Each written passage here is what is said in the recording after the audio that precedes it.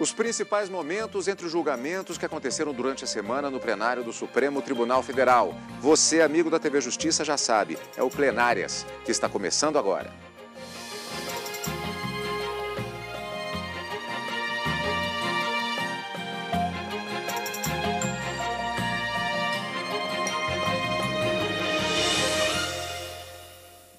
Hoje com as sessões dos dias 17 e 18 de abril de 2013. Karina, uma característica destas duas sessões é que foram essencialmente dois temas principais debatidos, mas com vários detalhes entre os processos que tiveram algumas idas e vindas até que a maioria deles chegasse a termo, chegasse ao seu julgamento efetivo pelo plenário. E uma curiosidade na sessão de quarta e de quinta é que dois temas foram abordados na quarta e também abordados na quinta-feira. A questão da condição de miserabilidade do idoso ou do deficiente para fins de recebimento de um salário mínimo por conta da lei da lei orgânica da assistência social e também agravos regimentais contra a decisão do ministro Joaquim Barbosa, que havia indeferido o pedido de alguns dos condenados na ação penal 470, que foi julgada no ano passado, para a dilação, para o aumento do prazo previsto de 5 dias no Regimento do Supremo Tribunal Federal para a interposição de embargos de declaração.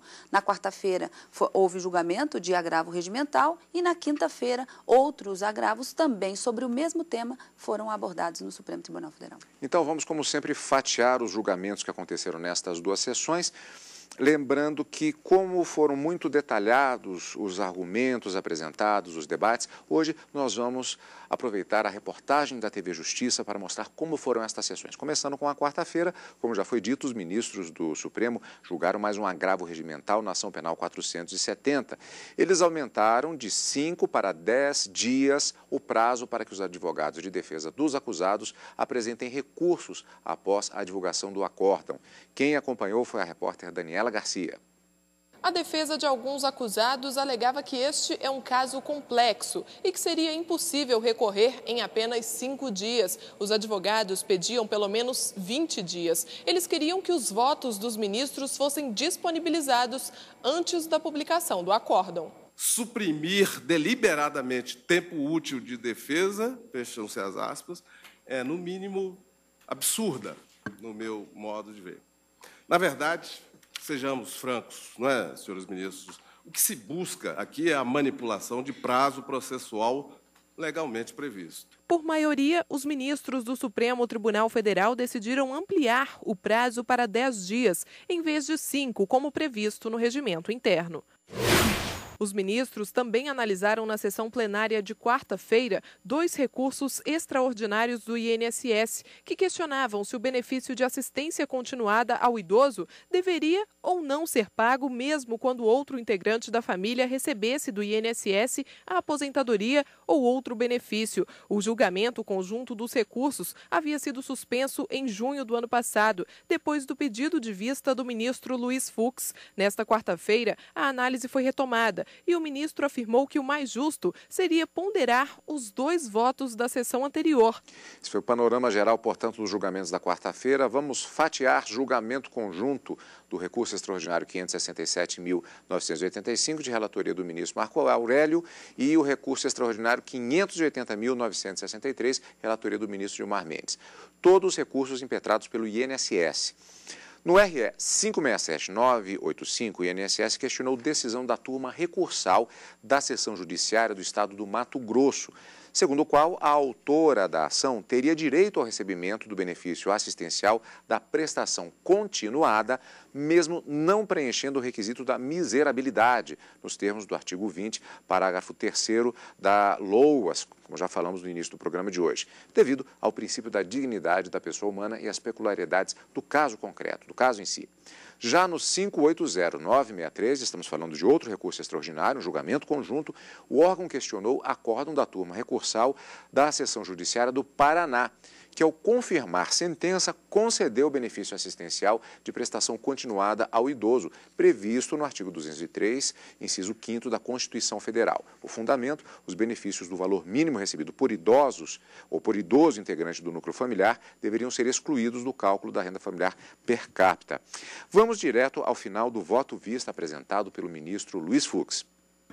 De sorte que, senhor presidente, eu estou votando também no sentido de, conciliando as duas propostas de voto, permitir que o magistrado ateste o estado de miserabilidade para a concessão do benefício, desde que os integrantes daquele grupo familiar tenham interferência na economia do grupo familiar, que podem subsistir no mesmo lar duas famílias que têm economias completamente diferentes, e que, para não deixar muito em aberto, tendo em vista que o legislador vai ter um prazo para editar a lei, e que os magistrados flexibilizassem esse percentual diante do caso concreto até o limite de 5% acima desse valor. Então, é nesse sentido que eu voto, senhor presidente, de sorte que, em ambos os casos, eu estou negando o provimento ao recurso extraordinário. É voto do ministro Luiz Fux. O ministro Teori Zavascki, neste processo também, nesta votação da quarta-feira, divergiu do ponto de vista colocado pelo ministro Luiz Fux no seu respectivo voto vista. Vamos rever. Em face da absoluta diversidade da matéria, não há como supor que esse artigo 2º tenha operado a revogação por incompatibilidade do artigo 20, parágrafo 3º, já referido. Por fim, ainda que se admitisse ter havido a afirmada revogação por incompatibilidade com leis de 93 e de 2003, é certo que, a partir de 2011, a norma alegadamente revogada foi restaurada, por força do que estabeleceu a Lei 12.470/2011, que, no seu artigo 3º, lhe deu a seguinte redação, destinada a adaptar o seu texto à Convenção de Nova Iorque sobre os direitos das pessoas com deficiência, Decreto 6949 de 2009. Considera-se incapaz de prover a manutenção da pessoa com deficiência ou idosa a família cuja renda per capita seja inferior a 1/4 do salário mínimo. Não se pode duvidar, nessas circunstâncias, da vigência dessa norma, cujo sentido e alcance estão definidos, certo ou erradamente, aqui não cabe discutir, pelo Supremo Tribunal Federal no julgamento da DI 1232, cuja autoridade deve ser respeitada por sua eficácia erga omnes e seu efeito vinculante. Por essas razões, senhor presidente, eu dou provimento aos recursos extraordinários.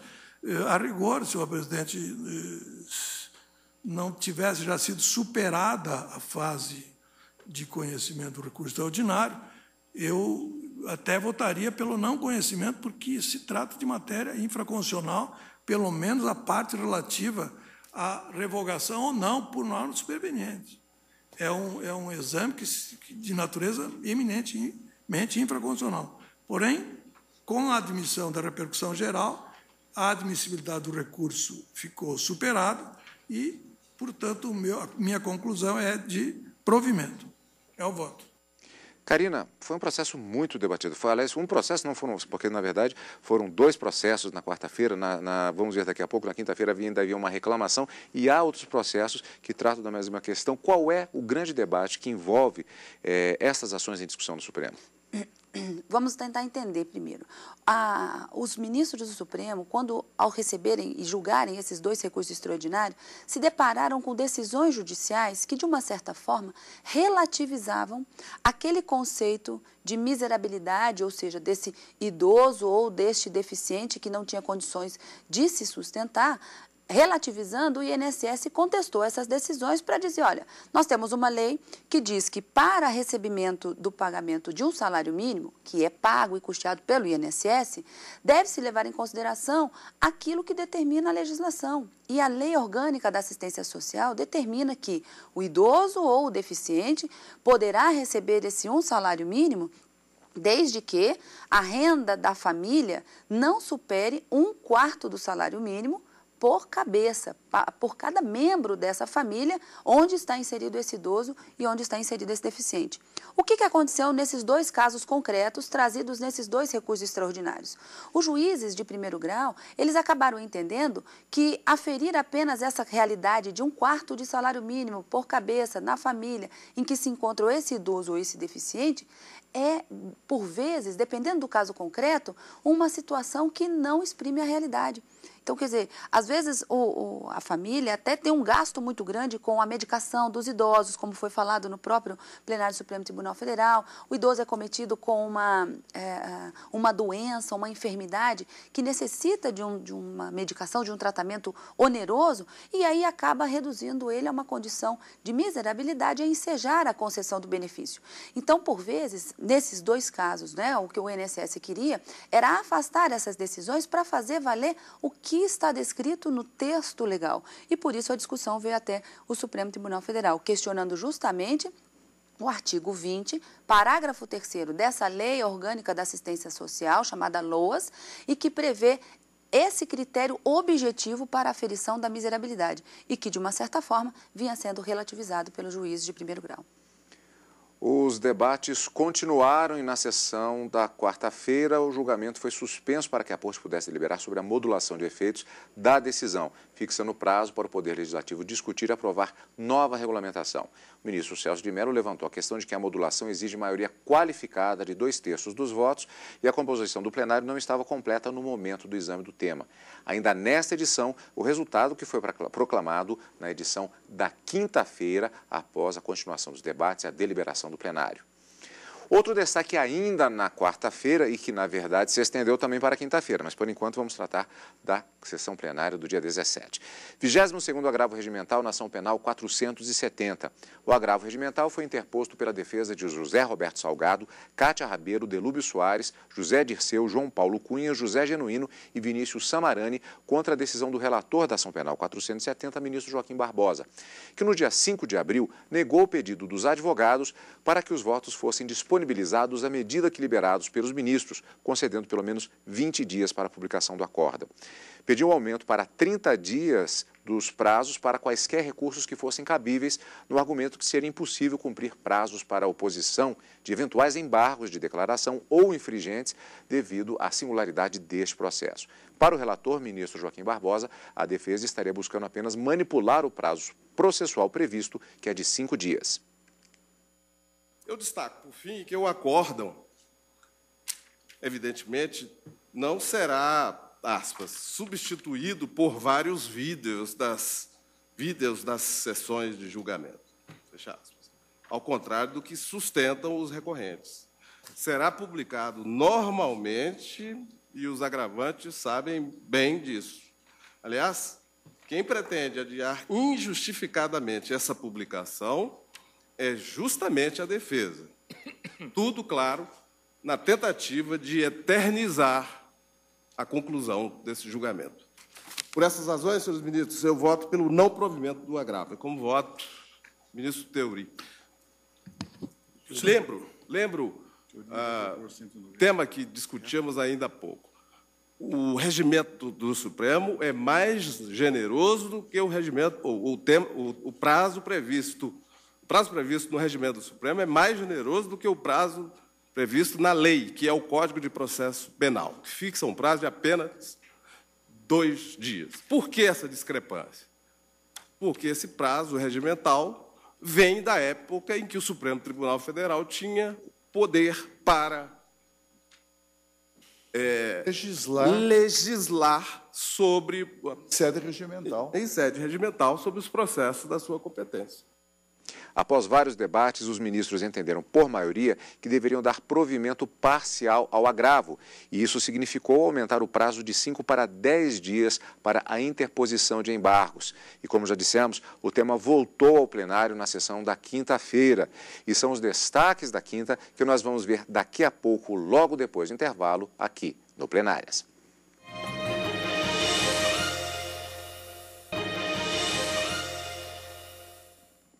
Estamos de volta com Plenárias, agora com os destaques da sessão da quinta-feira, dia 18 de abril de 2013.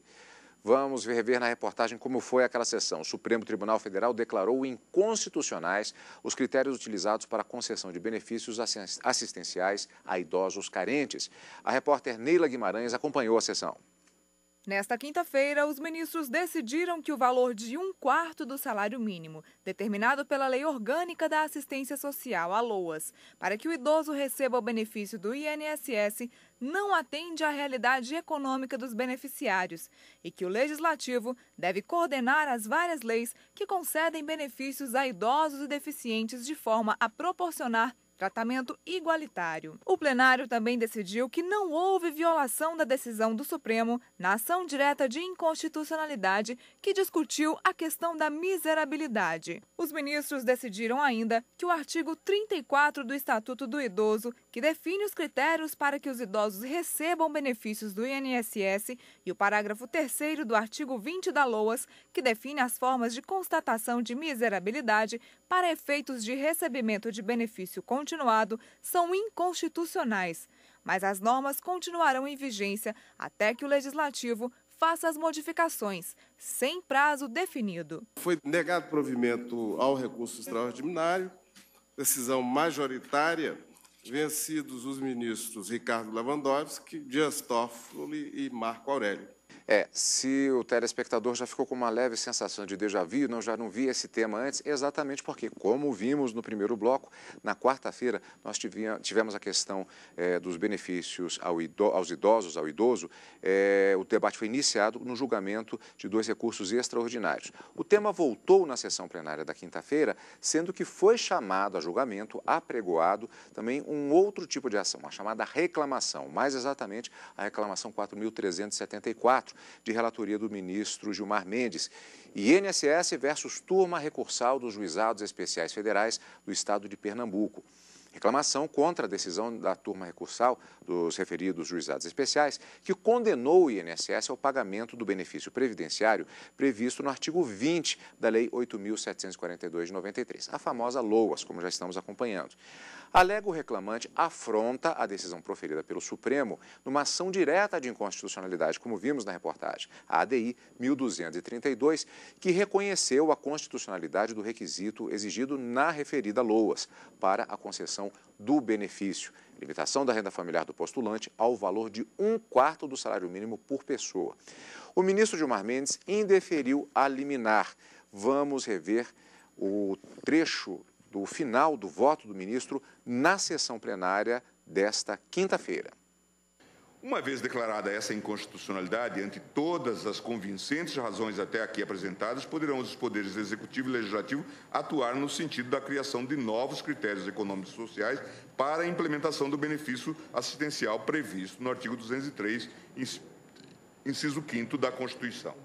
Assim, será necessário que esta Corte defina um prazo razoável, dentro do qual o parágrafo 3º do artigo 20 da LOAS poderá continuar plenamente em vigor. O prazo de 2 exercícios financeiros a vigorar até 31 de dezembro de 2014, eu dizia, ontem nós discutimos isso, para levar até 31 de dezembro de 2015, apresenta-se, a meu ver, como um parâmetro razoável para a atuação dos órgãos técnicos e legislativos na implementação de novos critérios para a concessão do benefício assistencial. Assim, concluindo, presidente, eu proponho, então, que o Supremo, no bojo da presente reclamação, revisasse a decisão anteriormente proferida na ADIM 1232 e declarasse a inconstitucionalidade do parágrafo 3º do artigo 20, sem pronúncia da nulidade, de forma a manter-se a sua vigência até 31 de dezembro, agora de 2015. E, ante o exposto, então, eu estava votando no sentido de julgar improcedente a reclamação, declarar a inconstitucionalidade do artigo 20, parágrafo 3º da LOA, sem pronúncia da nulidade, mantendo-a em vigor até 31 de dezembro de 2015.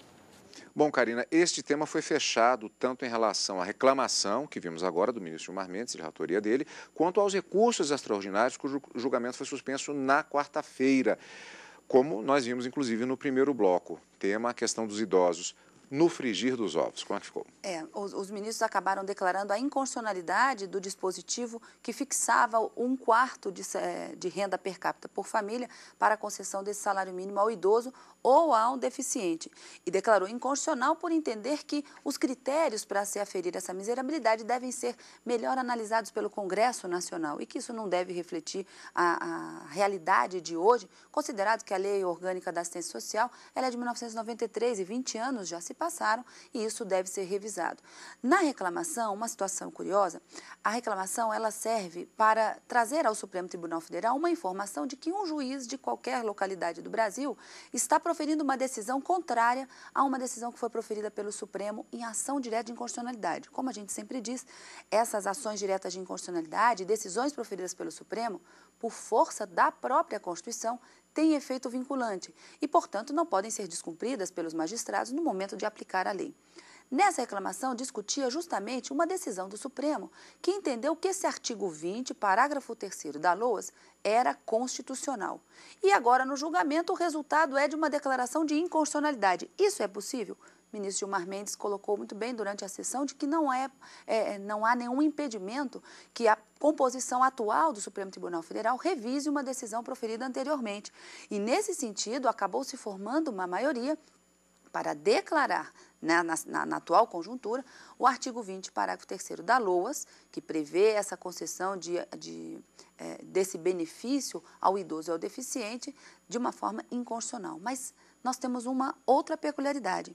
É inconstitucional, mas continuará produzindo efeitos até que o Congresso Nacional se manifeste e elabore uma outra norma que atenda, sim, os critérios de miserabilidade atualmente, que deve levar em consideração não somente a renda per capita da família, mas também outras circunstâncias para se garantir o direito da dignidade e suportabilidade da existência digna desses idosos e desses deficientes.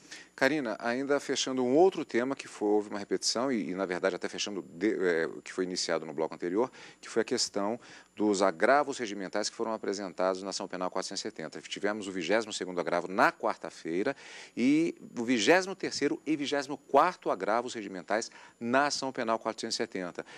Foi aplicada a mesma coisa da véspera, do 22º, o aumento do prazo. Como é que foi isso? Eles aplicaram o entendimento, então acabou sendo um julgamento bastante célere, mas com uma circunstância e uma peculiaridade também a mais na quinta-feira.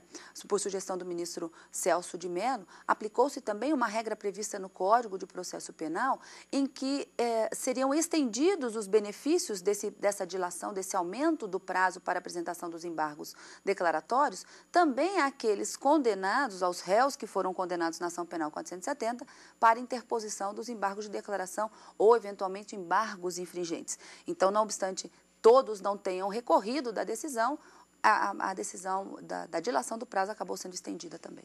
Na próxima segunda-feira, será realizada uma audiência pública para debater a controvérsia sobre a queima da palha da cana-de-açúcar, a ser analisada no recurso extraordinário 586.224, com repercussão geral reconhecida de relatoria do ministro Luiz Fux e que será julgada pelo plenário do Supremo. Eu conversei com o ministro Luiz Fux.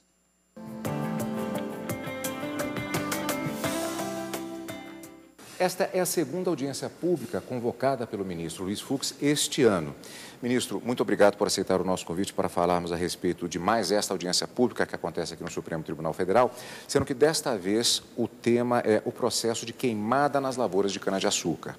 E o assunto chegou ao Supremo por meio de um recurso extraordinário. Eu pediria que o senhor nos explicasse para os nossos amigos da TV Justiça do que trata exatamente esse recurso. Esse recurso extraordinário visa exatamente a verificar se as queimadas de cana-de-açúcar, elas apresentam uma afronta a vários valores protegidos pela Constituição Federal. Em primeiro lugar, o meio ambiente, a dignidade da vida do trabalhador, a saúde da coletividade. Então, onde há queimadas, aplicar-se-á a decisão do Supremo Tribunal Federal com essa repercussão geral. Esse aspecto da repercussão geral, inclusive, faz com que as decisões que serão tomadas em relação a todos esses aspectos, faz com que haja uma repercussão em relação a toda a sociedade. o que será definido a partir desta decisão, já que existe a repercussão geral reconhecida neste recurso? É muito importante destacar que as audiências públicas têm sido um instrumento de participação democrática do povo na formação das decisões judiciais, porque os juízes têm conhecimento jurídico, têm conhecimento de direito, mas alguns conhecimentos interdisciplinares escapam à nossa percepção. Então, por exemplo, sustentam alguns que essa queimada na extração da cana deveria ser substituída pela mecanização. Segundo outros, a mecanização é absolutamente impossível e sacrificaria muitíssimo o trabalho humano.